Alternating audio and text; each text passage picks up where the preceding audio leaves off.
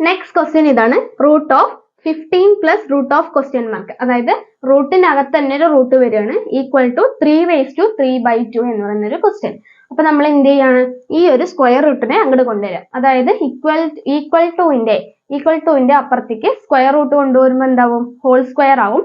Whole സ്ക്വയറിനെ equal ടുവിന്റെ അപ്പുറത്ത് കൊണ്ടുപോകുമ്പോൾ സ്ക്വയർ റൂട്ട് ആകും. അങ്ങനെയാണ് അല്ലേ?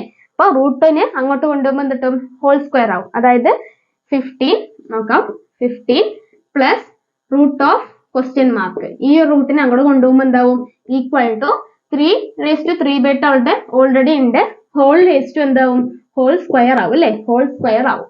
അപ്പൊ നമുക്കറിയാം x⁻m നോക്കൂ, x⁻m whole raise to n എന്ന് പറഞ്ഞാല് equal to x⁻m into n ആണ്. Okay, x⁻m whole raise to n എന്ന് പറഞ്ഞാൽ equal to x⁻m into n ആണ്. അപ്പൊ ഇവിടെ x എന്ന് പറഞ്ഞാൽ 3, അപ്പൊ 3/3/2 ഹോൾ സ്ക്വയർ എന്ന് പറഞ്ഞാൽ 3/3/2 into 2, 3/2 into 2 എന്ന് എഴുതാൻ പറ്റും. ഈക്വൽ ടു എന്താണ്, 3/3/2 into 2 എന്ന് എഴുതാൻ പറ്റും. ഓക്കെ, 3/2 into 2 എന്ന് എഴുതാൻ പറ്റും. അപ്പൊ നമ്മൾ എന്ത് ചെയ്യാം, ഈക്വൽ ടു 2 നമുക്ക് അവിടെ ക്യാൻസൽ ചെയ്യാം. ബാലൻസ് വരുന്നത് എന്താണ്, 3 ഉണ്ട്. അതായത് 3/3 ആണെന്ന് നമുക്ക് അവിടെ കിട്ടി. 3/3 ക്യൂബ് ആണെന്ന് കിട്ടി. അതായത് 15 plus root of question mark ആണ് 3 ക്യൂബ് എന്ന് പറയുന്നത്. 3 ക്യൂബ് എത്രയാണ്, 3 into 3 into 3 എന്ന് പറഞ്ഞാൽ 27 ആണ് കിട്ടും.